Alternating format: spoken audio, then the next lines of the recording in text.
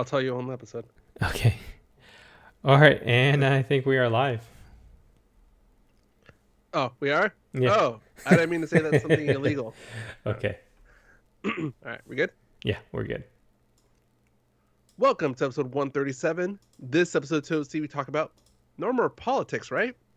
Tenet will be home for Christmas, and I became a sports announcer. I'm Al Flores. And I'm Anton Duan. Anton. So before we start recording, Yes. actually, no, I have a question for you. Uh, so what happened on Saturday? You said we couldn't record yesterday because you were still recovering. Oh yeah. Okay. So, I had this really really big stomach ache, but I don't. It's not like where I need to go bathroom or anything. It's just like a really sharp pain. I'm like, all So right. the scene from Alien. Yeah. It feels like something's like gonna burst through my stomach. Is what Yeah. I felt. Yeah. So I don't know when it's coming out one end, you're like, oh my god, I want it to stop. But when like it's just like a strong cramp in the stomach, you're like, God, just get it out. I don't care which way it gets out, just get it out. yeah. So I don't know what I ate that day. Like I went through some of the things I ate, and I think it is the clams that I bought. Not clams, mussels that I bought. Uh, Um, and like when you buy mussels, you have to really go through each one when you wash them, making yeah, sure that they're still they're cool. closed. One Mm-hmm. thing. Second thing is that they're not cracked. Um, Uh-huh. and maybe I had one that was cracked. Maybe I had one that was, but I That's the checked thing. all It of just them. takes one. That's Yeah, the thing. It just takes one. yeah, exactly. So I might have ate something uh, that was uh, not meant to be eaten. It's crazy because I bought like a whole bag. I think it was like 4 pounds, Mm-hmm. which is pretty decent. You're like, what's wrong with discount seafood? Yeah. It was only $5 a pound, which was like, oh yeah, Yeah, I'm totally gonna do this. So I bring the whole yeah. bag home, and like when I was sorting it out, I ended up, I think 1 whole pound is no good. So I don't know if that's a sign Yeah. that it's not good. It But makes you anyways, wonder mhm. how fresh these mussels were. Yeah. All right. Maybe that's why they're making Anyways, deals. so yeah, the whole night, I couldn't go to sleep. I was up from, I'd say probably around 2 o'clock is when it hit. 2 o'clock in the morning. I probably had at Mm-hmm. least like 2.5 hours of sleep. So, anyways, after 2 o'clock, I just stayed up the whole night, all the way to like 7 o'clock. There was a moment where Julie's like, "Where are you?" And I'm like, yeah, I think I got food poisoning, so I'm just gonna go to a dark corner and just curl up or something like that." So Just you're yeah, either wait for death or pray for death. Either yeah, way. yeah, yeah. So I just told her to go back to bed, and then I went all the way downstairs, and I just curled up in the corner, and I think I was just watching like Saturday Night Live because that was on the night before. Oh, Yeah, and it was really good. I don't know if you've seen it yet, but yeah, yeah. Dave Chappelle. Hmm. Yeah. Yeah. Also, okay. So, side note, like, as we were talking, I got an email again. I have to check to see what screen grab YouTube used for our episode. Okay. In this one, I titled "Neither of us is paying attention." Okay. We're both looking opposite ways Yeah. away from the screen. Um, I mean, are you feeling today? Are you feeling better? Much Just that one better. day? Yeah, it was just for that couple hours. I think after watching like a couple episodes or a couple of clips of SNL, it made me feel a little better. But can you imagine? Like, I think it was like, okay, so after 2 o'clock, so it was like 4.5 hours of agony. Yeah, Yeah, that sounds about right. yeah, yeah. Um, yeah. Speaking of SNL, though, I swear, like, that's probably the most daring I've seen SNL be in a long time. Mm-hmm. And I think it's only because Dave Chappelle is on there, and everybody knows the type of humor that Dave Chappelle has. Yeah. So if SNL got any flack, they can just say, "Well, it's what Dave wanted to do." Um, my favorite skit was the the spokesperson, spokespeople getting fired. Oh yeah, Aunt Jemima, Aunt and Jemima, Aunt Jemima. Uncle Ben. Oh, uh, Count Chocula and the Allstate's guy. Allstate guy got to keep his job. Yeah. Yeah, that was funny when Dave Chappelle broke character and he had to break Uh, character and he broke the third wall by saying Pete Davidson. yeah, no, for real. Look at Pete Davidson's lips. Yeah. That was really funny. Uh, yeah, for somebody that has background in and doing sketches, which I guess I shows you how many takes they had to do for the Chappelle show. Yeah. He isn't good at keeping a straight face. No, he's not. Yeah. Yeah, I really like that. I enjoyed his opening monologue. It wasn't very traditional, but it is so Dave Chappelle. Like it's funny, but at the same time, he is speaking facts. Mm-hmm. Mm-hmm. Mm-hmm. Uh, so it felt like a bit like a lecture, but like from a lecture from a fun professor that you enjoy going to his class. Yeah, yeah. It's kind of similar Uh, to um, the farm show that he did. Did you Farm watch show. that? Yeah, because he did it like a free show or something like that, and I think it Oh, yeah, yeah yeah, yeah. The one where people were they called it a special, but everybody that watched it said it wasn't a comedy special. It was just him talking to the yeah camera. it was serious. Yeah, yeah. It was serious conversation. He wasn't trying to do a comedy special. Yeah. Um, yeah. I imagine that's what the tone was. I didn't get to watch it, but yeah, I imagine that's what the similar tone. Mm-hmm. But I mean, he's made his money. He has a message to deliver, and he's doing it. So I'm Mm-hmm. like, props Mm-hmm. to him. Yeah. So Um, I like stuff like that though, like coming from him, because he's a very hard thinker type of guy. he is. Yeah. That's the thing. And it's funny because when you first start seeing him in movies in the early '90s, he was he's just dumb comedy, and it's just funny how over time he just evolved from being like a quirky, dumb character to uh, more satire or um, just like poking fun, but in a way that you can't argue against it. Mm-hmm. Mm-hmm. And I feel like that's where his monologue was going, also where he was speaking from a place of personal experience too. So you can't argue with that either. Mm-hmm. Yeah. It's just like I told you when I went to go see him live. He was late for his set, and all he talked about was getting high backstage, and that was Yeah. pretty much like not 80% of the show, and then 20% of the show was some jokes, but that was pretty much it. Yeah. Anyways. Yeah. All right. So speaking of the weekend, I actually got back from my anniversary trip with my girlfriend yesterday. So Nice. yesterday I also I wasn't too tired yesterday. It was Mm-hmm. just I just needed to like walk around the house a bit, or like because I was driving for a couple hours from Temecula. Temecula is not that far, but Mm-hmm. it's still a drive. It was fun. We went to we had two wine tastings that we wanted to do. The first one was at Wilson Creek. Mm-hmm. Um, and it's funny because we expected it to be kind of empty because even the Airbnb we were staying at, the host was like, "Oh, usually the wineries aren't that busy on rainy weekends. Hopefully they don't cancel you guys." So like that's fine, whatever. We're the point is we got away. We still want to even if we can't go to the wineries, we still explore, do something around here. We went to Wilson's Creek. Dude, the thing was freaking packed.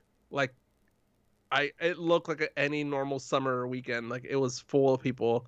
Granted, when we got there, it wasn't raining. It was just like everything was muddy, super overcast, but Mm-hmm. it wasn't raining yet. Uh, we got there at a good time. We probably waited 30 minutes for our wine tasting. Meanwhile, people that showed up probably 15, 20 minutes after us were being told it'll take them 2 hours. Wow. So we showed It's up at a good crazy. time. Mm-hmm. Yeah, but it's so it was $25 a person for the wine tasting. You get 6 tastings. Um, the first one they started us off with, they just gave us a rosé to like, just hey, like here, like on the house, like you guys taste whatever. While you guys look over the menu of which ones you want to taste. I'm like, oh, okay, that's kind of nice. They want to get you drunk first before looking at the menu. Well, I mean, to give you something while you're looking Mm-hmm. at the menu. Um, And I really think that me and Martha were good tasters for that person, for the server, because I promise you, we probably had to like 10 to 11 tastings worth of wine, and we weren't even done with our ticket. We still had like two more. According to the ticket, we only had 4 tastings, but me and Martha were like just trash at that point. But we were still good. And so I'm like, okay, so um, we're like, okay, let's finish off with one of their mixers. They have like one where they mix uh, their um, their sparkling wine, like their flavored sparkling wine, with one of their dessert wines, Mm. and that's worth 2 tastings. Like, we have 2 tastings left. Let's just finish off with that. The guy didn't mark us off again, and we're like, okay, let's just finish this, and we're just gonna go. like, please, sir, you're being too generous. It's like we can't. Um, yeah, so that was fun. But during the tasting, uh, Martha noticed 2 guys, because we're kind of like in a think of a stage, an outdoor stage. Mhm. No walls, just like a covering, and it's kind of a raised platform. And it's a big square shape. The tables are set up in a square pattern, and the pourers are in the middle. Mhm. Everybody else is on the perimeter. So we are on one side, and we looked over to the side, and Martha's like, "You see those 2 guys over there?" I'm like, "Yeah." "Do you think they're here by themselves? Because I haven't seen." I'm like, "Oh, well, maybe the girls are in the bathroom, whatever." And then we tried another drink, and we look over again, and I'm like, "Huh, maybe they are just here by themselves." But like, that's so weird. Like, doesn't that really wine tasting isn't a broing out kind of thing? And as I'm looking, I'm like, "Oh crap, I know what's going on." And she goes, "What?" The 2 dudes were there to pick up the most dangerous prey of all, cougars. Cougars. Really? Those guys are there for cougars? Yes, because there was a group of like 4, I would say late 30s, early 40s, women, next to them, and the guys are slowly making comments to them, making like, okay, they're trying to make conversation. These guys are probably in their early 30s. They can't be more than mid 30s. So they're Um, our age. yeah, about, yeah. Okay. So yeah, it's crazy to think that, but yes. Mhm. um, and I, I was telling, I just pretty much turned this into a game, and I was like sports announcing for Martha. I was like, okay, so he's making his move. He's going for the pass, and ooh, deflected by the one with the wedding ring. Oh my So gosh. but it's so funny seeing it from a distance, because you can really see the women were kind of like shuffling and shifting around, almost like watching football, and they changed positions, like different formations, depending on what's being thrown at them. Uh-huh. So like, if the guys got extra aggressive, 2 of the women would kind of like make a wall like between them and the other girls, and the other girls would kind of have, and then like they would kind of rotate and switch off. So are any of these women interested in these guys or No, no, they were clearly not. But the thing is, I don't know if we're too far away to actually hear what they're saying. But I was telling Martha, I think they were being polite and trying not to be rude, yeah. but they really needed to just tell the guys, hey, we're not interested or whatever. Uh. Because them being polite, because the only one with the wedding ring was actually being polite and listening to them, but as soon as they stopped talking, she would just kind of circle back to her group, Mhm. as opposed to kind of just putting the wall up and saying no, thank you. Um, so we did that for half an hour. It was amazing. It was really. I wish I could recorded it and just done some voiceover announcing for the place, and I could even done some like graphics, like, oh, we see here, we do the spin here, and boom, right here. Here's the block, beautifully choreographed. Wow. That's funny. Yeah. And then the rain came, and we were trash at that point, so we were like, you know what, let's get some food before we go to the next wine tasting. Mhm. Else we're not gonna make it. Oh wow. So that was just So the we found, first place that you guys went to. yeah, and that's the thing that worried me. 'Cause I'm like, holy crap! Like this guy, like, gay for the server for being nice to us, but we got other places to be, bro. So we found a patio table with a covering. And the rain came, and luckily our tent was good enough repel the water. Some of the other like kind of temporary coverings that they had is like it's good enough to block out the sun, Mhm. but it's not meant for rain. Yeah. So some people had to leave. But the funny thing is, while we were eating, we can still see the guys hitting on the cougars. So we're kind of like still watching at a distance. I'm like, oh damn, they're so.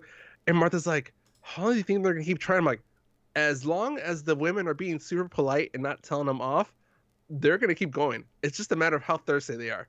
Yeah. uh, so yeah, so we were leaving. We were waiting for for our Uber ride, and we see the four women walking out. Um, Again, another sports moment because I in my head I'm all like, ah, look at that. That is a victory walk back to the locker rooms. These women are cheering. They're having fun. They're a little bit tired, but they stayed strong throughout the whole game. That's what you want to see. They got a lot of things thrown at them, but they stuck to their game plan. They stuck to their fundamentals, and they came out with a victory. And then Wow. could not have been timed better. 5 minutes after that, we see the two guys walking out like like shoulder to shoulder, like drunk, like they're swaying, they're tired. I'm like, that's a team right there. They came to play hard. They look defeated, but their chins are up. They're still smiling. They're laughing, but they're a little beat up. But that's good. You know what? This is the kind of game we come here to see. Wow. uh, yeah. Yeah. So again, we were already drunk at that point. So we went to that was at Wilson Creek. We went to Miramonte. That was the other one we wanted to go see. The reason we wanted to go to that one was because apparently it has a really nice view of the sunset. Mhm. However, given that it's raining and there's storm clouds, we didn't really matter at that point. Mhm. And that one ended up getting canceled because apparently they have no covering for their outdoor seating, Oh, okay. which we were fine by at that point. Yeah. You guys did have a lot of drink already, so yeah. Yeah, yeah. So I just turned to Martha. I'm like, I'm kind of relieved, and she goes, I am too. I'm like, you want to get something to eat? She goes, yes, let's have dinner. Yeah. Yeah, dude, that was so much fun. Oh, and she also got me as one of my gifts, well, like a side gift, this Heinz ketchup case for my AirPod Pros. Because It you're was a like a little ketchup pack. guy. It even here's Heinz ketchup. Heinz ketchup guy. Yeah. It's funny because it even has a little Terry here thing, so I loved it. It's by Casetify. Cool. So, Yeah. you talked about having dinner. What did you guys have for dinner? Uh, Shoot, what did we? I think we just picked some Mexican place for dinner that day. Mhm. I honestly can't remember the name of it. Mhm. I gotta be honest. I was pretty. So, I just she just started naming menu items. I'm like, that sounds bomb right now. Our only real like goal that weekend was we can't have food that we know we can get here. Let's not get major chain restaurants, whatever. Um, so like there's like a macaroni grill. I'm like, yeah, technically I think that's the owned by the same company as Olive Garden. There is one at Huntington Beach, so I'm like, eh. Yeah, we tried some good sushi place the first night we were there. Oh, what's it called? Freaking, I can't remember the name of it. it's okay. Um, Yeah. I yeah. don't think I would either. I mean, if I had a couple of drinks, yeah, you know me. It was a fun weekend though. So, Mhm. and actually, before we go into politics, Anthem, before we start recording, you asked me about buying a laser pointer if we're even able to buy them anymore. Uh, I think we are. I don't think there's any laws against, especially the red lasers. Yeah. However, I had a hard time finding the basic lasers that were like $5 each back like 15 years ago.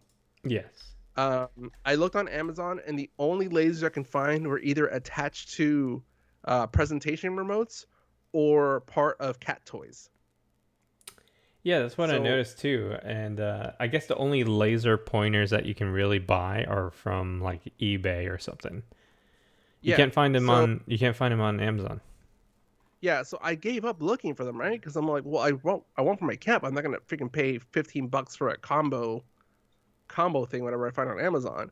Hmm. Um, as I'm buying the stuff to pack my girlfriend's gift for her anniversary, at Dollar Tree, I'm at the checkout stand. I turn around, $1 for just a basic laser.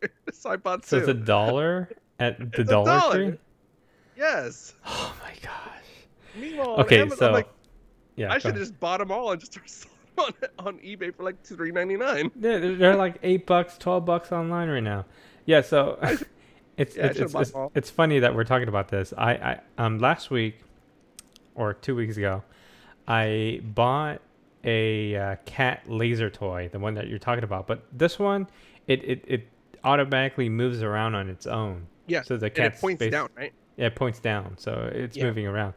So I bought this for my sister-in-law.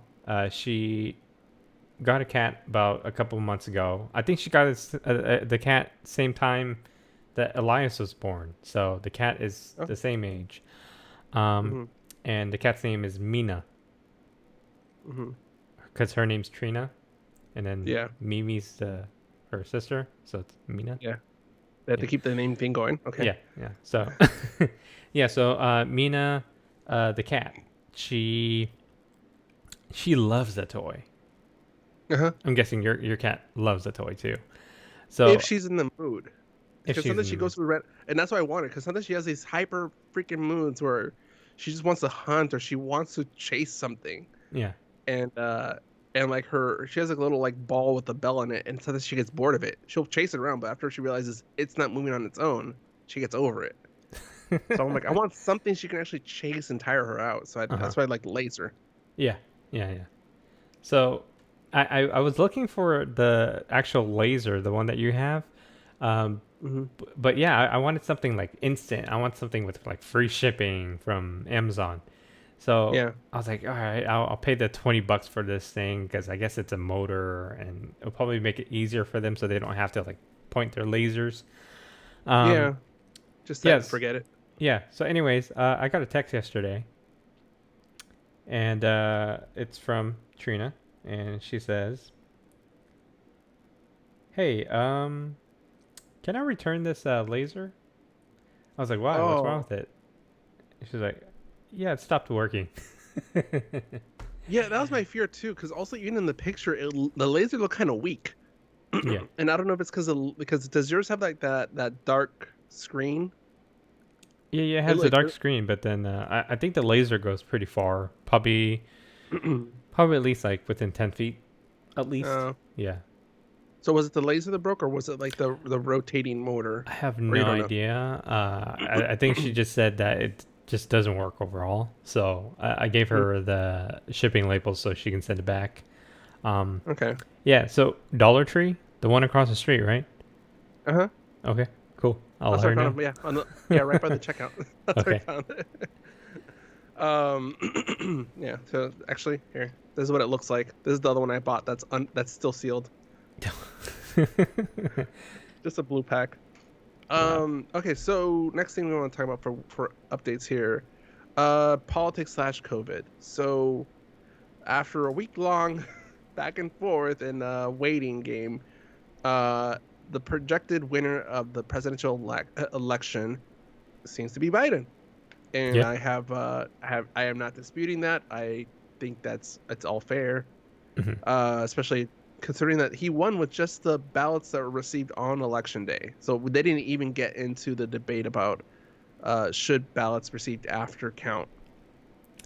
Yeah. So for me, I know that the Republicans already know that the mail-in ballots won't be counted until towards the end of counting all of the other votes, and especially for states that haven't done early voting, it's all new to them. Yeah, it's all new. Yeah. And I think that's the thing that frustrated me more was people's impatience. Like I Hmm. get it, we all wanted to know, and for me, it was fascinating seeing the numbers change and shifting, especially because it just brings me back memories of seeing like the movie draft projections. Yeah. Like I can actually like see the delta change for each one like as it's going through. And when I was getting to George, I was like, damn, like that is because again the estimates that they're giving like the whole like 99% counted, 90% counted, whatever, that is just what they are expecting. That does not mean that is all they got. Yeah. So that's an estimate on itself. Mm-hmm. So as I'm going through it, I'm like, if Georgia still has 100 uncounted ballot, 100,000 uncounted ballots, there's a chance Biden can take it. But if they run out of ballots or they finish counting them all, it's over for Georgia. And Mm-hmm. like it's kind of like I started seeing, and then for like Nevada and Arizona, like once I saw the trend there, I'm like, there's no way that's not shifting. If it is shifting, it's not going to shift by much. Yeah. So for me, it was kind of like it was more fascinating. But the frustrating part was seeing people talking smack to those states about counting. Yeah, they're doing their job, like. They're doing their job. There's a process to it. They're literally not just counting the presidential the votes. They're counting all the propositions, all the other the positions that they are trying to fill for this election, and it's a close call. So like, I rather them, finish counting or get to a more comfortable projection rather than them just making a blind call saying like, you know what, it looks like Biden's gonna win, and then just something happened or whatever, and then at the end they're like, oh, take it back. Sorry, Biden, we know you already gave your victory speech, but technically Trump won or something, something like Mm-hmm. that, which has happened previously in elections, but it's due to the media's Yes. fault. Yeah, but CNN has called elections, or Fox has called elections, and Mhm. they have to recall it later on. Yeah, and the only reason why they would do that is because the votes are so close to each other. Yes, You know, depending on the literally. state, Literally. I think at one point the difference was like, I mean, like it shifted 1,000. over time. Yeah. Yeah, less than 1,000 at some point. Like it was staying close. I think Mm-hmm. for Arizona it was 8. Arizona and Nevada, I can't tell it apart. Yeah, but during Was that time they were 8,000. only like 50% or 70% or like that. 75, Something. 75. Yeah. I think it was like Yeah. 75%. Yeah. I think Georgia was the closest call because it Close. kept on going from like 1,000, 3,000. Yeah, it was cutting it close. Yeah. So, anyways, It, I think for people who voted Democrat, I think mhm. they were very patient. Even uh, no. They're patient because even Biden came out and said hey, stay calm. But the no. thing is that I know for a fact, at least people on my Twitter that vote Democrat, they were yelling at the states that were. There was one that's like telling Nevada, Nevada, seriously, like get off your ass, count them. And I'm kind they of back. are counting. I'm coming back to them like, it's a process. It's that's it's they have to go through their Yeah, counting process, yeah, their validation process, and they're not calling it for a reason. It's because it's so too close. yeah. Even I the mean, guy in Nevada that was in charge of everything. He's like, you know what? We're not gonna tell anybody any oh numbers. yeah, We're gonna set you a time. We're gonna yep, do tomorrow at noon. So if you ask me yep. right now, I'm not telling you the numbers. We're gonna update it tomorrow noon. They had to be very stern. Yeah, and then No, people but keep asking him like, "Oh, why is it taking so long?" It's a process. yeah, It goes through this person, but it goes through this department, it goes through but that it's funny. department. But it's funny because even a local radio host, or not local, but LA radio host, on his Twitter, he started saying like, "Oh, why is it taking these 5 states so long when all the other states managed to count their ballots?" And I'm like, I replied back to him like, "Bro, like, no, it's like California is like all these other states are say like in the high 80s, 90% done. California at the time was like at 72% counted. Yeah, Even and the California reason was why is way because behind. California had early voting, We and had early voting, but also it's unless there's a big shift that nobody predicted, yeah, California's always going to go Democratic. And me and my brother were watching. Me and brother and my sister-in-law were watching the election coverage on Tuesday in my room, and I was telling my brother, because he's like, oh, it's fun to seeing all the polling locations close, and them counting the districts and like over time seeing the numbers shift. I'm like, except for California. In California, that doesn't happen. He's like, why am I? Because they know California's going to go Democratic. So as soon as California is done, they automatically give Californians 51 electoral votes, 50 something electoral votes, right away. And bro, I was like, really? And as soon the polls here closed at 8:01, ABC was like, and the polls closed in California, and that goes to Biden. Biden gets Oregon, California, Washington, and Hawaii. Yeah. Oh, not Hawaii, but like See, also I'm like, see, and any of the West Coast, I think early voting is all in the West Coast. So for the past like almost a but month, people have been voting early. yeah, and I think the other thing that affected it too was, and I'm not sure if it's California, but I know other states they had laws where they can't even begin counting the ballots until election day for the mail-in That's ballots. that's Nevada. That's why it Hmm. took so long. And even the guy said it himself. Georgia, same thing. Pennsylvania, just Pennsylvania. Well, and It and took a and while. my sister-in-law asked about that. She was like, why that? I'm like, well, I really think it's some of these states, the reason they don't want to do it is because they are concerned that it would sway the date of the election voting. Hmm. So if say Nevada was already projecting, all the mail was already like giving the numbers for the mail-in ballots on election day, and it shows like a huge surge for Biden, that either it would, it might discourage some Republican voters from voting. Hmm. Personally, I think it might encourage some people to vote on election day. But they can make the argument saying that them giving those numbers affected the way people voted, which did happen in 2016. Yeah. Not the mail-in ballots, but them giving which I didn't see this much of this year, but the whole polling surveys. Like Hmm. as people came out from voting, they would ask people who they voted for, and then they would use that to base on what districts or what states would go to the Republicans and what would go to the Democrats. Hmm. I didn't see that this year because it failed them last year. They Hmm. they totally got the numbers wrong. But like even that, people say like that sways people's votes. So if you saw a lot of people going, "Oh, I'm voting Democrat," and everybody's like, "Oh, they went for Hillary," then the people that would have like, "Well, I was gonna vote Hillary, but I'm tired from work. Hillary's got this. I don't need to vote." And then boom, Trump won. Yeah. Yeah. I think that's Yeah. the big reason why this is probably one of the biggest time for voters who don't Mhm. vote or come out and vote. It broke records. Yeah. He got the Jeez. most votes ever for a president Yeah. or Both of these president people, elect.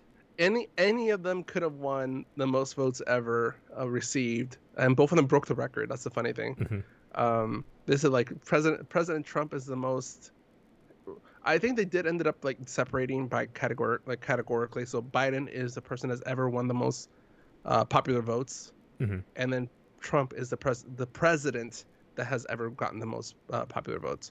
Um, yeah, but I mean, again, it's over. I agree. Like the people have spoken, and a lot of people are worried about Trump not handing off the keys or handing Conceding. down, Hmm. seceding, whatever. That doesn't matter. Like it's there's a process in place that's bipartisan. Majority of Republicans aren't taking Trump's side on this one, and that's the funny thing. Like If as if Trump if is like, you if you look at the number of votes for Republicans and Democrats in D.C., hmm I don't know if you saw the chart or not. There are no, yeah, only 15,000 people that voted for Republican. The hmm rest, in DC. 200 something thousand, was all Hmm. Democrat. So you can see how It's much shifted. DC, yeah, how much DC Well, really didn't like Trump. yeah. So it's just funny because Trump is also pissing off a lot of Republicans Yeah. throughout this whole thing because the Republicans have won a lot of seats in the Senate and in the House. So by even I think the Democrats are keeping. I think they're keeping the House. Can't remember which one it was. Yeah, I'm yeah, losing track. they have more seats in the House than the Senate, Yeah, so they're trying to yeah, they're work on the keeping the Senate majority. right now. Yeah, and I think Georgia has a runoff for election for one of them.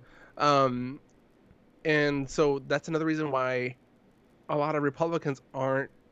Like, Trump is throwing these tantrums on Twitter and on and press conferences, and the only ones that are really sticking up for him are the people that are behind him, like Hmm. in the White House, and his lawyers who he hired. Hmm. Everybody else, like other senators, governors, the majority of them are like, no, don't get us involved.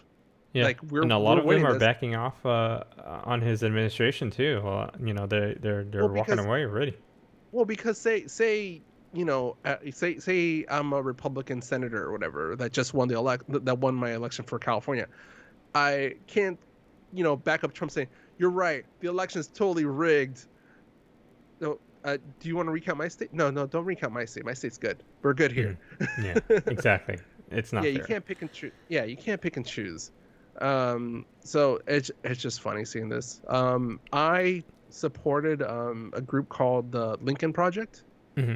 and it's a group of it's a super PAC, but for Republicans that are against Trump or that are tired of Trump's administration, kind of thing. So, uh, it was fun seeing like here they have a podcast too. It was fun hearing their coverage and their very candid conversations with some other Republicans and other politicians that kind of see it from the background.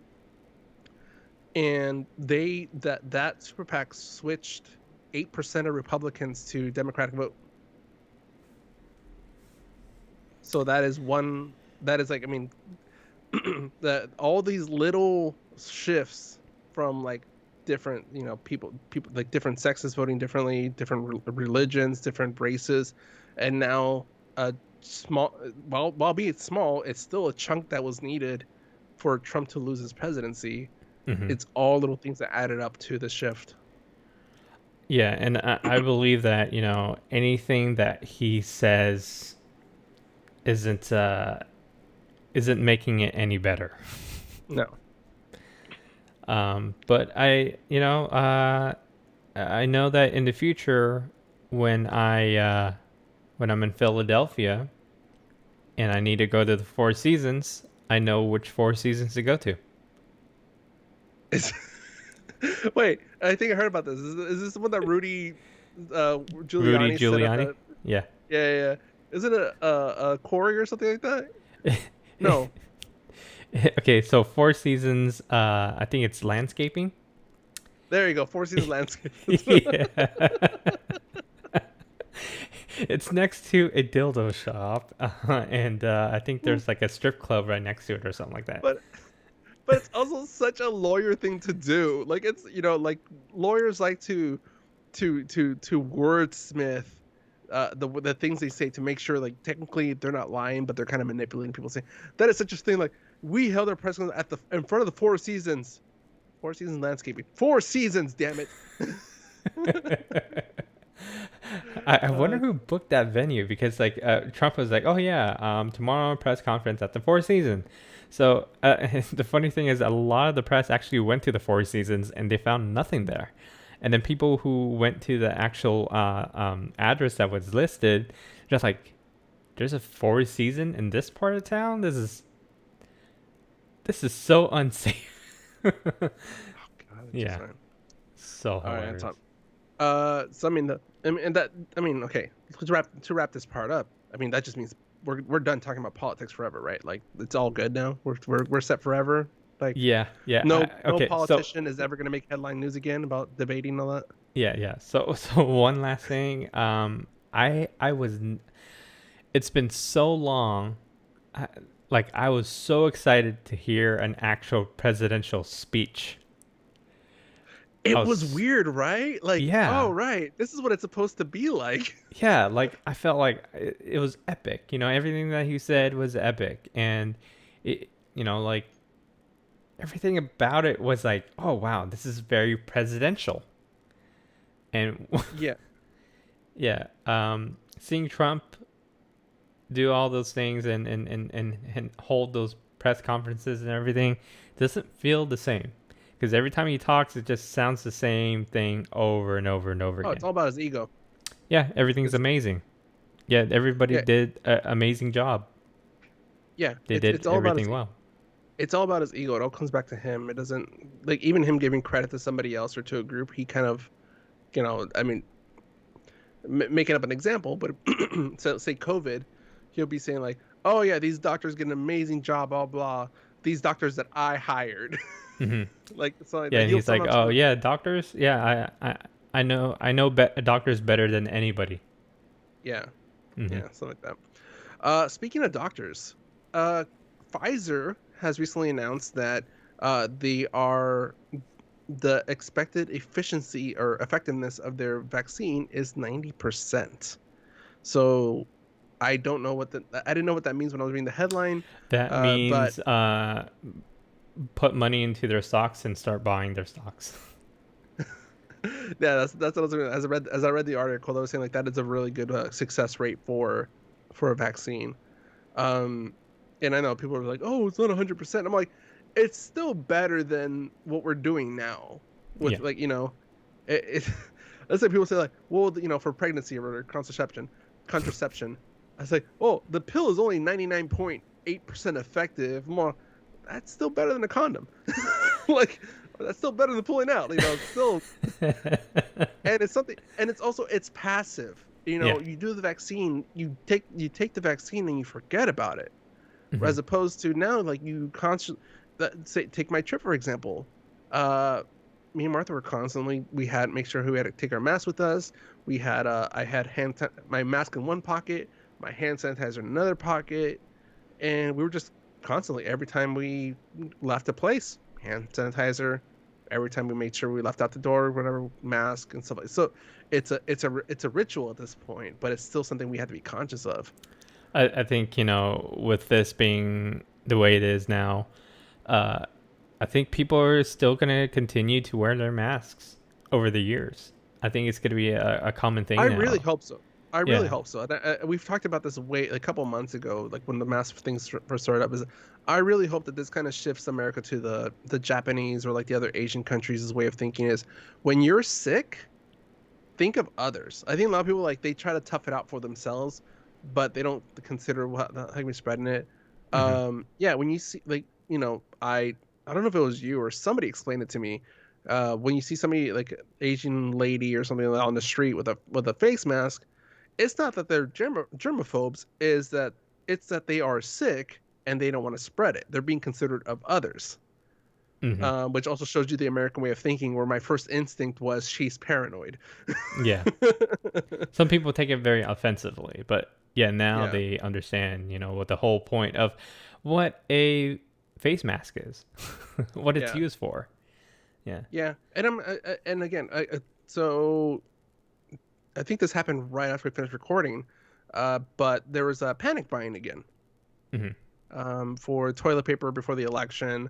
People were either speculating that it was because of the election or it was because of the recent cases in COVID going back up again, Hmm. which is expected because it's COVID's following the same pattern as the flu season.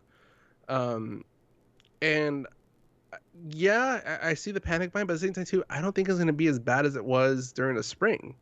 I Hmm. feel people are more prepared now. Really, people. I mean, I loaded up on hand sanitizer a little bit over the months as they became available.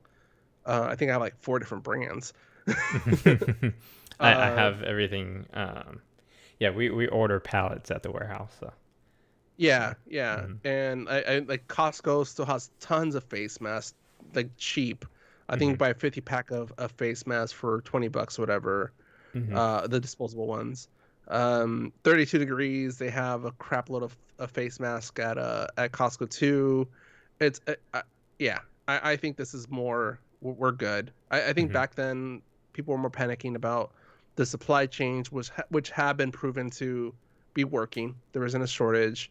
Uh, there is no risk of stores closing down really. Hmm. Target, Walmart, all these other stores, they've developed their protocols. that was an uncertainty at the time, saying like, oh well, if they can't develop or can't protect their employees, they're going to close. But I think we're good. I think it was just that initial surge of panic buyers. Mm-hmm. Have you That's noticed true. that Have you noticed it around your neighborhood?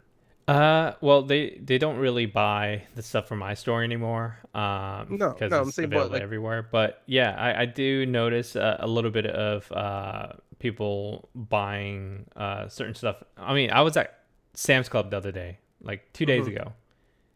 I don't think I've ever seen it that busy either.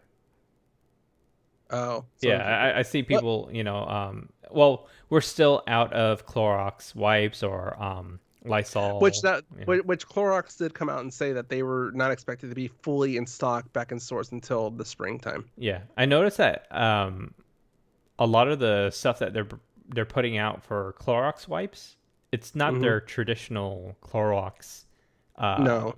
cases. I think they're outsourcing whatever Yes. they can Yeah. at this point. Which Yeah, it's some of them very are interesting to see that. expensive. Yeah, I saw dude, I saw a big roll $7 at for one. I just bought one of them just to see, like, how oh, effective. I'm only allowed one, and that's at Target. Oh, yeah. There's a Target brand that was that white and orange container. Yeah. Yeah, that one. Freaking I saw the big one. I was kind of curious. I wasn't gonna buy it, but it's like, I wonder what that is. And yeah, I think the big one is $40 or something like that. Yeah, I wouldn't spend that much money for that. Yeah, I was That's like, that's ridiculous. crazy. Yeah. Yeah. So my friend Juliet, she went on Sunday to Costco, and that's the first I heard of it. Was like everybody bought out the toilet paper and the water again. But when I went back on Friday, because I got new tires for my car, I decided to do some shopping at Costco while they were doing it. While the Costco was installing my new tires. Hmm. They still had water. They had plenty of water. So I'm like, okay, cool. Yeah, The water. water. When I was at Sam's a couple days ago, their whole aisle was water. One whole Yeah. aisle. Yeah. I think the stores are anticipating they saw the panic buying again. They're like, okay, Yeah. let's load up all the stores again. Yeah. But yeah, But they and I loaded guess the crappy water in yeah. that nobody No, wants. yeah. It's When I not went it's not their brand. It's the you know how Nestle, like sometimes Arrowhead's good, sometimes it's not. no, it's Most of the time not. it's not. Yeah, like no, it's Yeah. not. Don't So there. we have a equivalent of Arrowhead water here. We have it. It's called Zephyr Hills. Kirkland. Yeah, yeah. Surprisingly, they filtered the heck out of their water too. Their reverse osmosis is pretty good for their That's Kirkland what. brand. We're- Um, That's what. yeah. So, anyways, yeah, the whole aisle is Zephyr Hills water, which is Arrowhead. That sounds. Yeah, I remember. I said that weird. Yeah. Okay. I know what It's you're. that I know. weird taste when you drink it, but it's No, still it's water. But yeah, yeah, yeah. I know the label. I just pictured it right now. yeah. It's always on their weekly or monthly advertisements. Hmm. Yeah, they were still out of toilet paper and out of butt wipes, but I mean, I'm good there. I'm not panicking yet. And Yeah, that's the other thing I've been too that collecting uh toilet paper over like time. for the past couple months, but every time I go when they have it available, I'll buy like one bag. So I each month I'll probably have like while, while I two. was at Dollar Tree, I did end up buying a 4 pack of Cottonelle because they still had plenty of toilet paper too. I'm like, I'm sorry, as long as Dollar Tree and 99 cent stores still have paper towels and toilet paper and stuff like that, I don't think there's anything to worry about. Once No. those stores are sold out, that's when people are Yeah. have scoured the freaking distances to find toilet paper. Yeah. I was like, Toilet paper I'm not will worried. eventually become national currency. Yeah. It'll be worth more than Bitcoin. Oh God. Yeah, about a 4 pack. I'm like, I'm not worried, but I have just one 4 pack just in case of emergency. Yeah. No, but again, and this is going back to the lessons we learned during the spring. Yeah. I think stores aren't going to be scared about implementing a limit now. Hmm. Before there was some hesitation. I think there was like a month where they were refusing to set a limit, and then finally they're kind of like, "F it, people. You know what? No more, no more than 2 per product or whatever, something like that." So I think we're set. All right, Yeah. Anton. So 15 minutes in, are you ready to start the show? 50 minutes. 50 minutes in. 50 All right, minutes in. let's go ahead and start getting into our news section. All right, section 1. That was the longest prologue we've ever done. Yeah. All right, Anton. So first main headline story here. R.I.P. Alex Trebek. Over a year ago, he announced that he was diagnosed with pancreatic cancer, and I remember in his video he was very blunt about the success rate of beating it, especially I think he was already at stage 4 at that point, and he was optimistic. At the very least, that he was optimistic he was going to fight it as best he could. But he, you know, also understood the numbers were real. I think it was a very very low survival rate. He had some upside in the spring, and I think somewhere during the summer, it showed that the pancreatic cancer didn't go away. He was still working. That's the crazy thing. He was during the whole thing, the whole process. He was still working. Yeah. So they recorded enough shows that will last all the way till like Christmas. Yeah, the last show that they recorded with Alex, which is literally like, I think they recorded like the day or two before he passed away. Yeah. They'll air it on Christmas Day, which I'm like, dang. Also, how fitting. I mean, for people that are fans of SNL, how fitting is it that Alex Trebek and Sean Connery passed away within a month of each other? I was gonna say, I don't know, but it's funny, and it's also, well, for us audiences, it's thoughtful to think about them as a pair. It's like funny. I know Alex Trebek really embraced that skit. Like he loved it. I don't think Sean Connery even gives an F about us. He doesn't. But I just, as a joke, I would imagine that Sean Connery, as Alex Trebek is making his way to the gates of heaven, I just imagine Sean Connery laughing his ass off, saying, "Suck it, Trebek." You're here too. Yeah. Oh, you couldn't stay away from me, could you? Yeah. So, too early to say, but I don't think anyone can ever replace Alex Trebek. He is so iconic. When you think about Jeopardy, it's always thinking about Alex. So yeah. The network hasn't even said about the future of Jeopardy. They're just kind of like they're just gonna let the episodes air. I imagine they're gonna take at least a couple months off from Jeopardy before they make any sort of announcement. My guess is they'll make an announcement somewhere early summer, late spring about the future of Jeopardy. Not necessarily that it's coming back, but yeah, I hope they find someone great and worthy.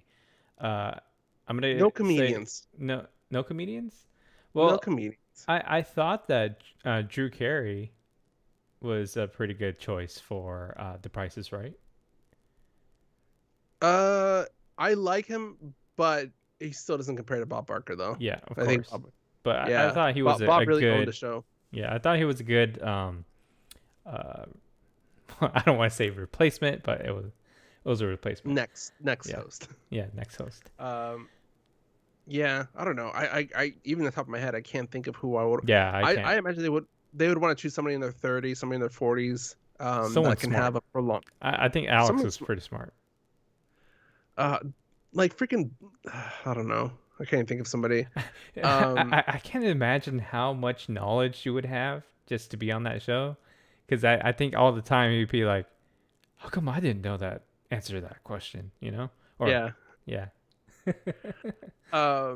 Yeah, I don't know, but I was thinking somebody in their late 30s, early 40s that can really keep the show going. That can stay with the show for a long time.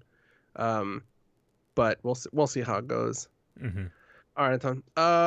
Tenet is coming home. So the movie Tenet, directed by Christopher Nolan. I'm not flipping the director's name. It was released September to whatever audience was available, because I still want to see it in IMAX. That's the thing. I want to see it in IMAX. So, and that's the thing. I don't know how much money. I didn't look to see how much money they made in theaters. I imagine not way less than they would have projected if it was a non-COVID season. So the release is going to be December 15th. It'll be available on 4K, Blu-ray, DVD, and digital rental services. The 4K UHD combo pack is going to be $45, Blu-ray 36, and DVD $29. Um, for those that want the combo pack, or whatever, actually that want more, sorry, the 4K UHD combo pack and the Blu-ray pack will have a behind-the-scenes deep dive called Looking at the World in a New Way: The Making of Tenet, which is an hour-long deep dive into the development and production of the movie. Yeah, so pre-orders gonna be available starting November 10th, and then shipping and available on streaming on the 15th, December 15th. So I would totally go watch it when they re-release it into the movie theaters. They I'm have pretty to release it, right? yeah, they have to. There's no way. Yeah, I think it was on Vanity that I read about it, and yeah, the director, or Christopher Nolan, he's like he was fighting this, but I think the production company was kind of like, no, we need to make money off this movie. Um, so I can imagine that Christopher Nolan would be so for bringing this back, at least for IMAX. Yeah, I know that the studios, or the studio that I think it was Warner Brothers. Yeah, Warner Brothers, right? I think Warner Bros. Yeah. Yeah, I Yeah. think what they wanted to do was they wanted to bring people to the movie theater by doing a double feature with Inception. Hmm. But I guess that didn't work. Well, it wouldn't work because nobody wants to die in this time. Uh, Well, here's the thing that's wrong with it. Yes, they're adding more value to it, but the thing people are freaking out about is being in a confined room mhm. with people. Yes, it's over time we've learned that COVID doesn't transmit as effectively in an open space, in a big room, as we previously thought. But You I have to think be adding in, close encounters with other yeah, people. Hmm. yeah, I think the buzzword or the buzz term I've been hearing for the last 4 months is viral load, which is like, even if you get into contact with the virus, doesn't necessarily mean you're going to get it. You have to have a certain amount of the virus before your body can actually before it can actually start replicating in your body, and giving you severe symptoms. But I think, giving the idea of or putting the idea of people staying in a theater or in a confined space longer with strangers is not attracting people the way Warner Brothers would have thought. No. Like, no, no, no, no. I think what they should have done was more like private screenings, offered more like private screening experiences rather than double features. Yeah.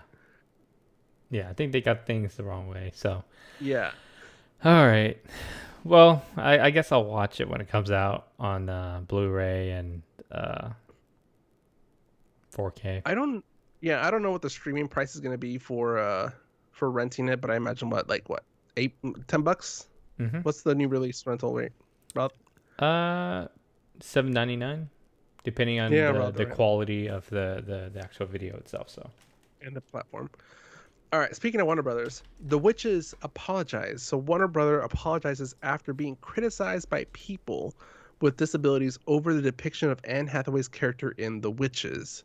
Many people with disabilities pointed out that Anne Hathaway's character appears to have a body, I wouldn't say, not mutation, but uh, well, disability, I guess, called ectrodactyly, mm-hmm. which is a limb abnormality that's commonly referred to as split hand, which is kind of like the Spock kind of look to it, Mm-hmm. but like more split down the middle. So the advocates fear that portraying villains with physical defects can perpetrate stereotypes that disabilities are abnormal and scary. We just can't depict villains in any way, can we? Yeah. Like there's always going to be some. You can't, the British people already started standing up to Americans for always making their villains British. Yeah. I think the British kind of own up to it too. They're kind of like, oh, it's just because we're more educated and sophisticated. They fear us. Um, wasn't it the Jaguar commercial? They kind of own Jaguar. Jaguar. But no, it's yeah, it was what's his name? Loki, uh Sir Ben Kingsley, I Oh, forgot who and else. just had his name. I forgot there's like three or four of them, like a Yeah, major yeah, yeah, like yeah. bunch. Damn it. Oh, Uh damn it. I'll come back to you. Yeah. But yeah, like pretty much them just owning they love being villains. Um yeah, but I'm saying like so say the witches was not with like that defect. I Okay, so but witches aside, any other movies. So say the villain just happened to Mark have a Strong. Hispanic. There you go. There you go, Mark Strong. The bald guy from Yeah. I think most recently Shazam. Yeah, yeah, yeah. Yeah, yeah. Uh, yeah. So say like the movie just happened to have a Hispanic villain. Well, then Hispanic communism. He's saying that, oh, you're making it seem like all Hispanics are criminals or villains. I don't know. It's I also it depends too if it was intentional. Yeah. Um, which I don't think we'll ever know. Anyways, moving on here. Jurassic World Dominion wraps. So Jurassic World Dominion has wrapped production after 18 months of production. And I swear it does not seem like they've been in production that long, unless they were keeping it under wraps for a while. They've been okay. So they've Or has been it been on and off? yeah. No, no, no, no, no. They kept going because what they did was I think the studio spent super duper extra money to do testing almost every single day. Mm, Yeah, and they made sure that everybody that was on set was 6 feet away, and only the stars that are in the scenes are close to each other. yeah. Director Colin Trevorrow Hmm. says COVID protocols help make a stronger movie. Hmm. Uh, I think much like we were saying that people having to keep a distance means less side chat, less chit chat, more focus on their job, and I think the actors not being able to go from different sets to different sets also helps them keep focus on the movie. Hmm. And plus, Less like of a when they're in the less bubble, schedule they focus better. Yeah. yeah, it's like less schedule conflicts there. So Hmm. because I mean we've heard that before in movies where there's a delay or they have to reschedule a certain shoot because an actor's needed for a reshoot of another movie for the same production company or for an award show or something happening. So I can imagine like as a pain in the ass as it is for to deal with the COVID protocols, as a director having a fully focused production staff, beautiful. It's a dream. Yeah. Yeah. Uh, Speaking of dreams, Fallen 4. Gerard Butler will be returning as Mike Banning for the fourth film I in the can't believe Fallen they have franchise. funding for these damn movies. Ah, these are a guilty pleasure of mine. They're so bad, like so cheesy, but so entertaining. Just because, like, oh, is he gonna make a pun? Is he gonna make? He said the pun. It's so bad. The first movie's good. The rest is just Seriously, if there were this many major attempts, not even on the same president, say between Obama and Trump, like four major attempts that major leaders have died or the White House has been attacked within a decade, people would be panicking and scream bloody murder. yeah. But in these movies, it's just another terror attack. Yeah. I think in real life, this guy would probably quit his job by now. Oh, he's the new what's his name? What's Kiefer Sutherland's character from 24? Ah, damn it. I don't know his name, but like that, he's the new Kiefer.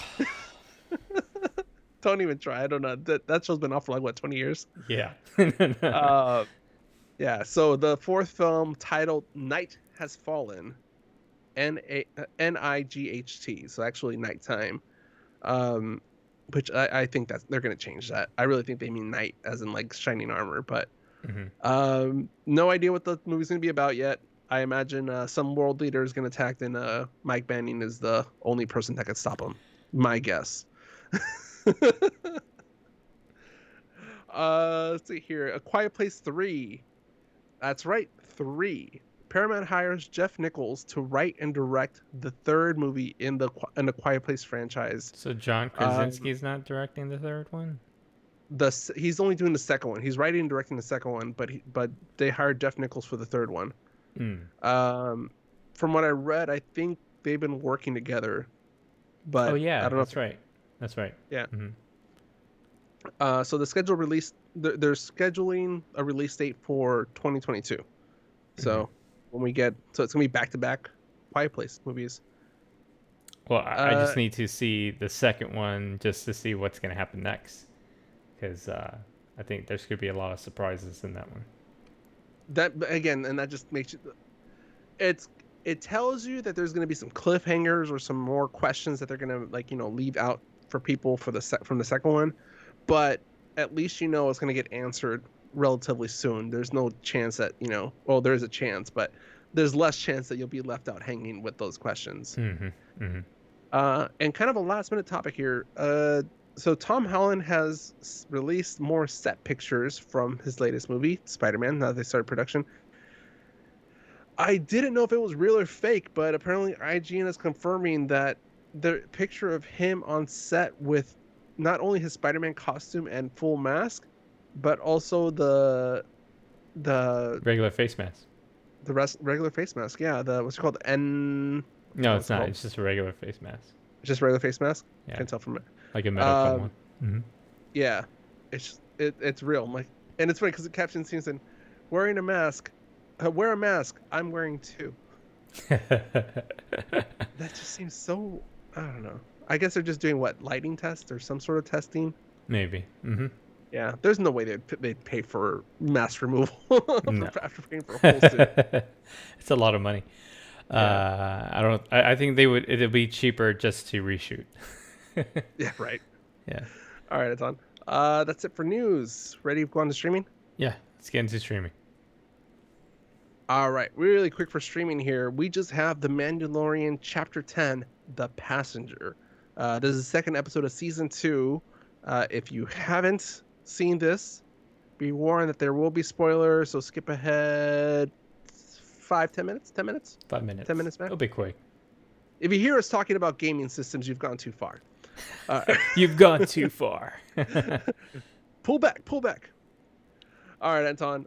So this one is The Mandalorian must ferry a passenger with precious cargo on a risky journey. So we're kind of a letdown on this one because we didn't really get a follow-up to the whole Boba Fett from the first episode. But he'll be back. Yeah, but it's still a nice little side adventure. Even though people hate these escort missions. Well, he had to do these missions in order to get to where he is, to get the next clue. Yeah, it's a follow-up, but it's kind of cool to see, the different worlds and stuff like that.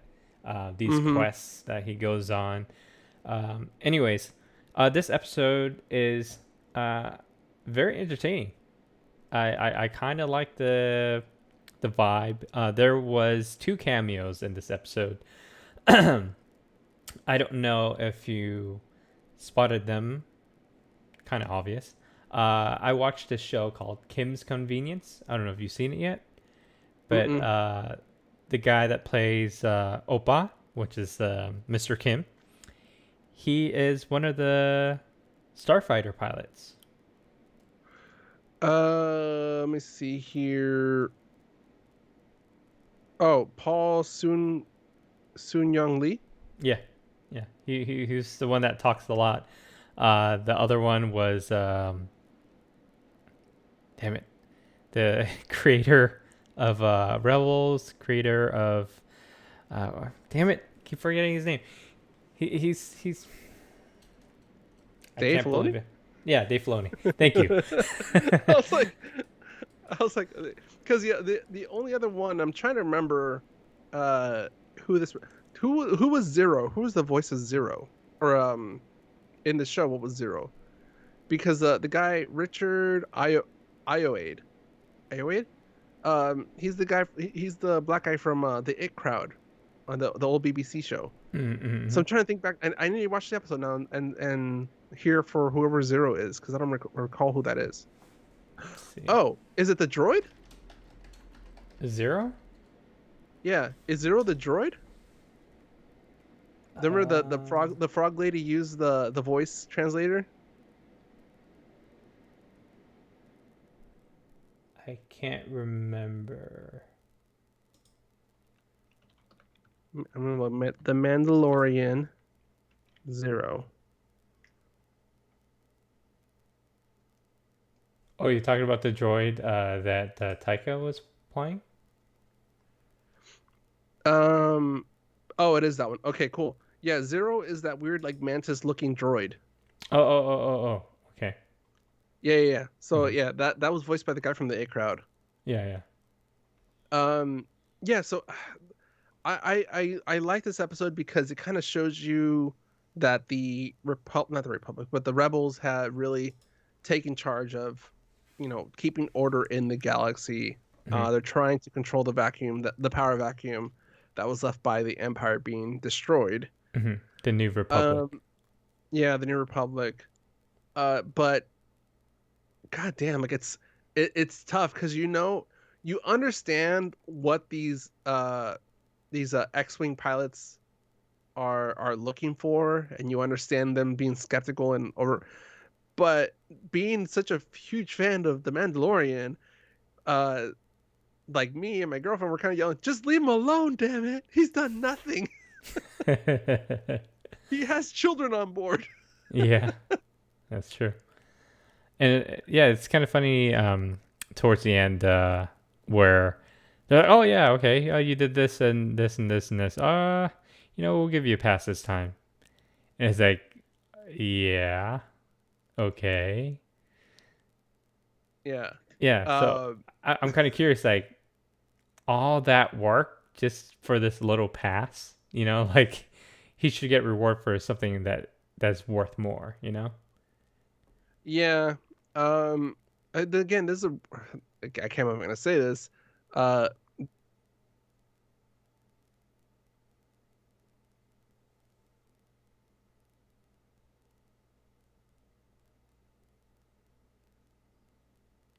Sorry, we have a little bit of technical difficulties right now.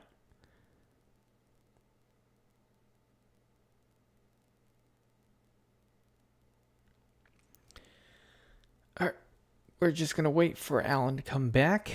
Let me see if I can get him back on. Yeah, just enjoy his little face right here.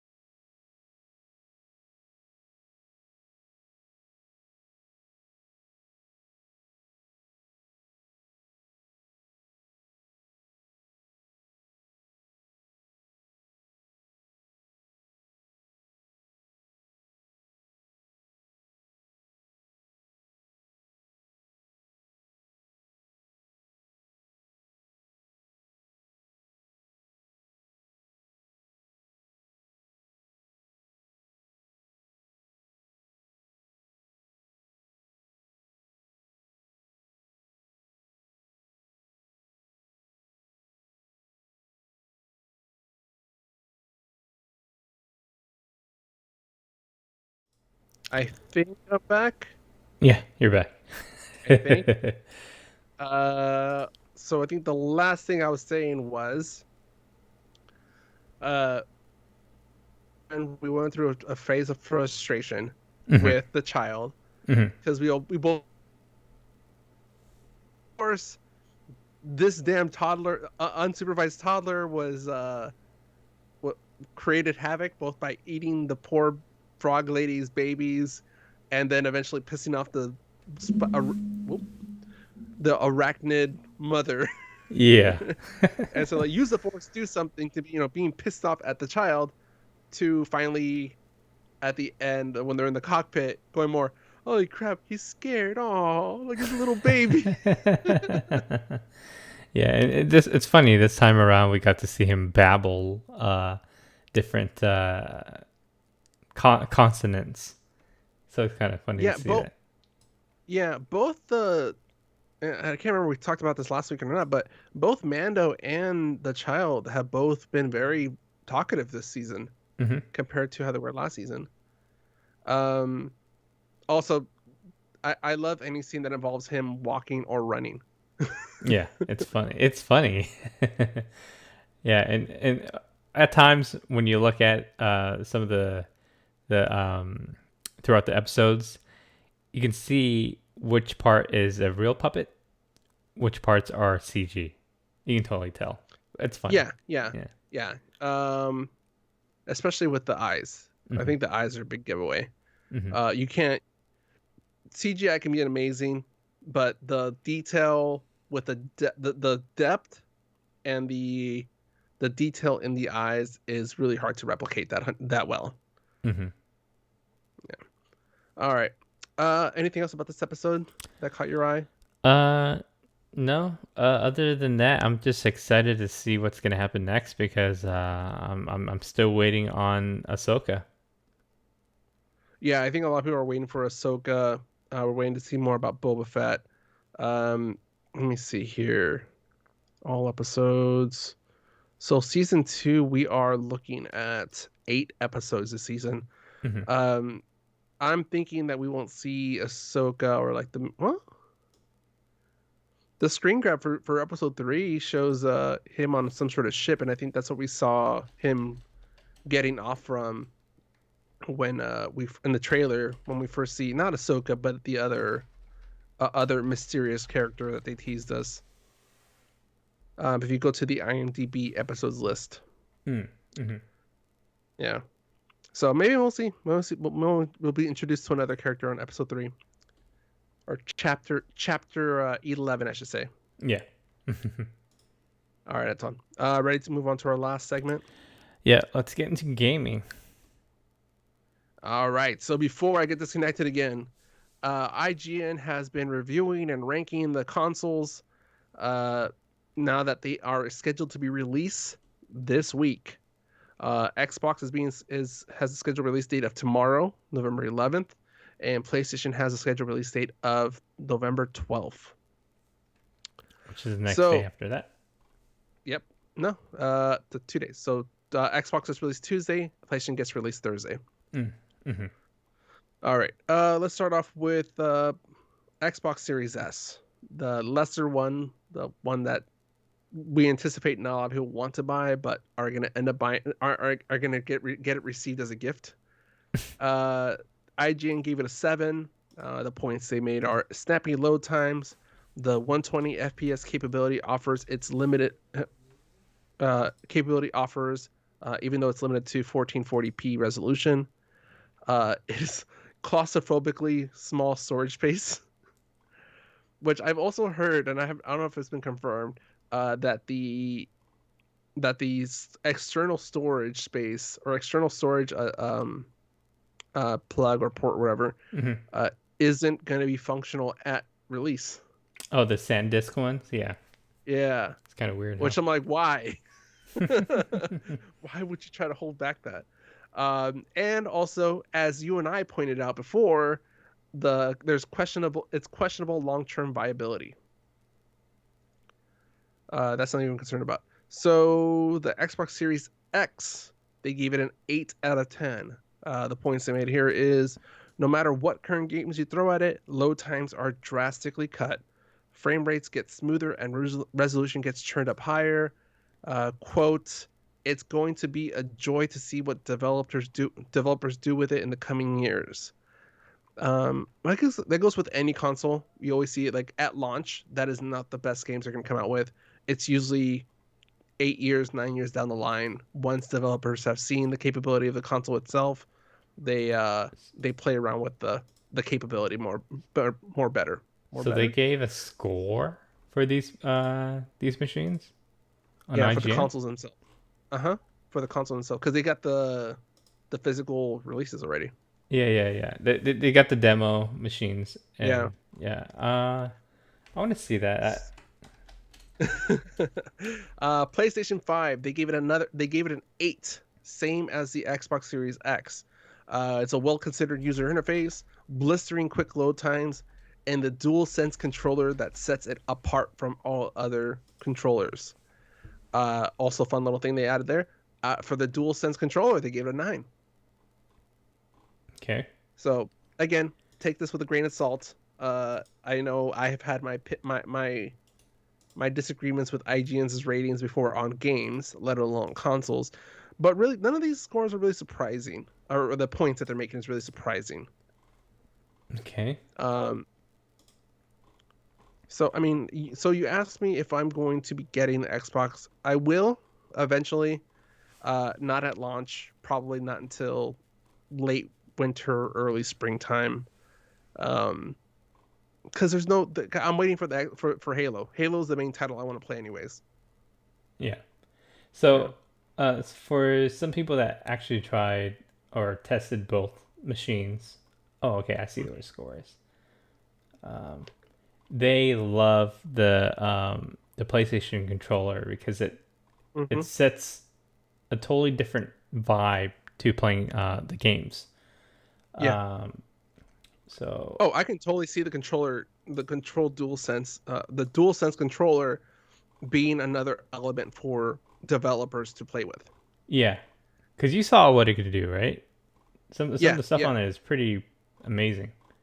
yeah. And again, these games were developed without the developers knowing what these like peripheral and what the actual physical device would be able to do. They're kind of retrofitting these games to fit the next gen consoles. They weren't developed for the next gen console specifically. So I mean, say 3 years, 3 years from now, I think we'll start seeing games that have better capability with the hardware that comes with these consoles, Hmm. because game development takes a long time. Yeah, that's true. Yeah. Wow. So PS5 got you said a score of 9 on the DualSense controller, The and DualSense controller itself got a 9, which yeah, I don't know what the hell they wanted for a 10. yeah, Like what? Do they want do they want the the tactile Wiimotes, feedback? the No, I'm saying, Wiimotes. do they want they want the tactile feedback controllers for like a virtual reality system? Yeah. Like unless they are in the Oasis, they'll never give a 10 out of 10 for peripherals.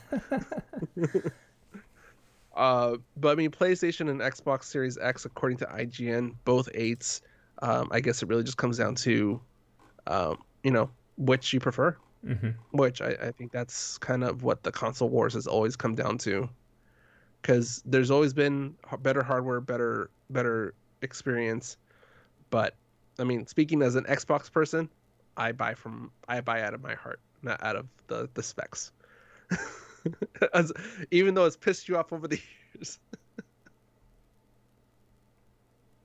Oh, by the way, so speaking of this, so I remember I told you for Halloween we binge watched the the what you call it, the Purge movies. Hmm. The part when I was saying like, oh, I would never host a Purge night, like it's like in the Purge world. People had Purge nights where they had people over to go into lockdown and watch the news for the Purge updates. I'm like, I would never do that. I don't care if you are my bestest friend or distant family, or unless you are my wife and child.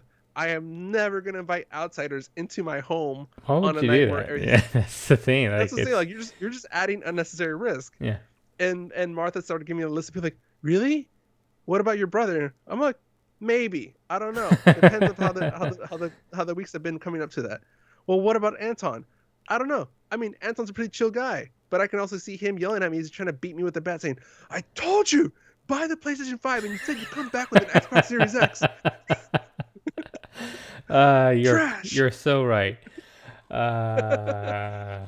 All that nerd rage you pent up against me for my geeky purchases would come out that night. Why? Why? Did you not see the frame rates? Did you not see the 4K? 8K. 8K. 8K. Sorry.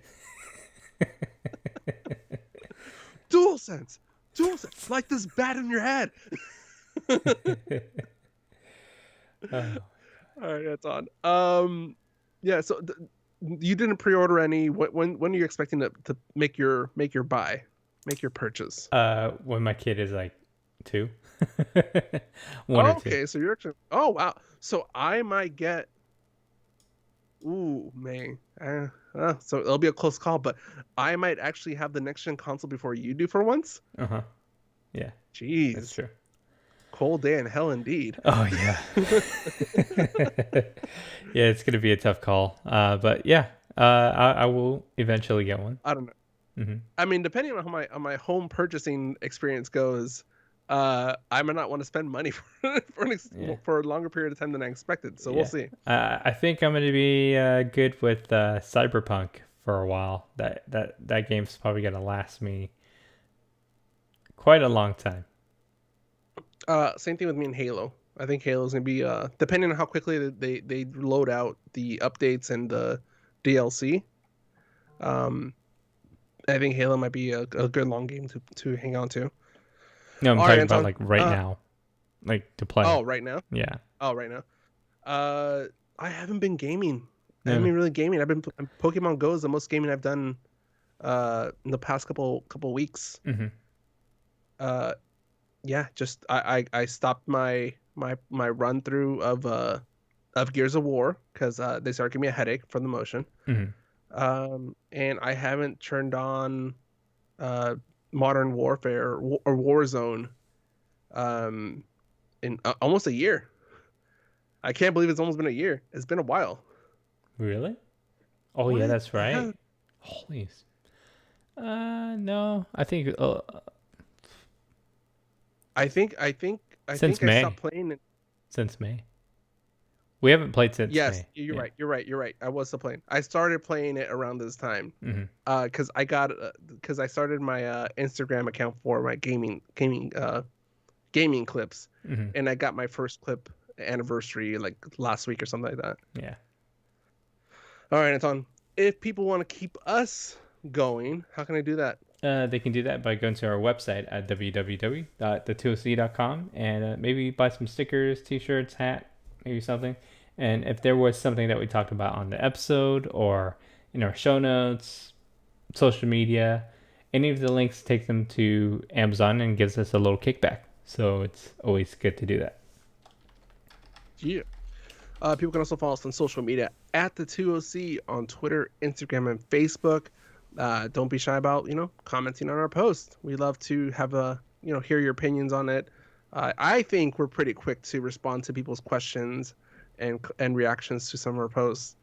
And if you want to keep it private, send us a little rant on your own. You can send us an email rant to mail@the2oc.com. And also, Anton, how come we didn't come up with rant at the2oc.com? Oh gosh. It's gonna be a lot of emails. No. Yeah, no. All right, do we have the energy today? No. All right, no rant email today. All right, today's podcast is brought to you by Audible. Get a free audiobook download and 30-day free trial at www.audibletrial.com/the2oc. There are over 180,000 titles to choose from, and you can use it on your iPhone, Android, Kindle player, MP3 player, pretty much everything else. If you haven't ever read any of the Lord of the Rings books or anything, I know it's a very long book. It's a very thick book. You can just listen to it on Audible. So I recommend doing that. And I think the person who reads it has a very good voice. It's not as monotone. So Mm-hmm. I highly recommend doing that. Yeah, so I'm on Audible right now, and there's already a Ready Player 2 podcast available there. It's called Skip to the Good Part. Really? Yeah. So Ready Player 2 coming out November 24th, so Thanksgiving week. Mm-hmm. So I'm going to save that for my recommendation for next episode. This episode I would recommend uh the one you said. That one. That's a good one. Okay. All right. Totally prepared. Yep. All right, Don. Actually, you know what? I do have a serious question. Uh, Given that Alex Trebek has just passed away, I recommend Alex Trebek's memoir, The Answer Is. It's about 4.5 hours on Audible, narrated by Ken Jennings and Alex Trebek. I'm assuming Ken Jennings just does a forward or something. But yeah, great. I mean, that'd be a great way to listen to the man and learn about his life. Mm-hmm. Mm-hmm. 80 years, and the guy was still ticking like he was in his 50s or 60s. Wow. Yeah, he was Yeah, 80 years old. he's old. Yeah. Yeah. All right, Anton. Is that it? Yep, that is it. All right. For the 2OC, I'm Al Flores. And I'm Anton.